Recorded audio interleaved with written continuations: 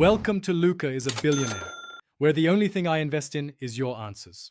You start by confirming prerequisites: a Google account, API access where applicable, and the latest Gemini CLI or SDK installed. Once signed in, authenticate using OAuth or a service key. Make sure to store tokens securely. Prepare a concise prompt or a small sample dataset to test responses. Begin with clear, narrow goals so you can iterate quickly. After this setup, run a basic query to verify connectivity and that the model returns a coherent response before moving to detailed configuration. You now configure Gemini, choose the model variant, set temperature and max tokens, and enable safety filters relevant to your task.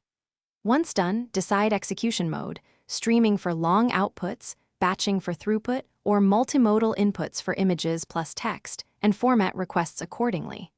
Make sure to add retry logic and logging so you can inspect outputs and errors. Monitor latency and cost metrics so you can adjust batch size or token limits.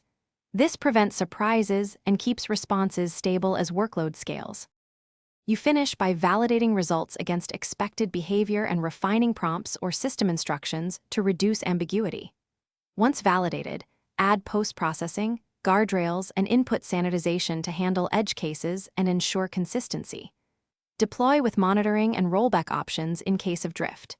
If something goes wrong, first check authentication, quota limits, and the model version, then verify request formats and headers. If latency or hallucinations persist, lower temperature, increase context, or simplify prompts until results.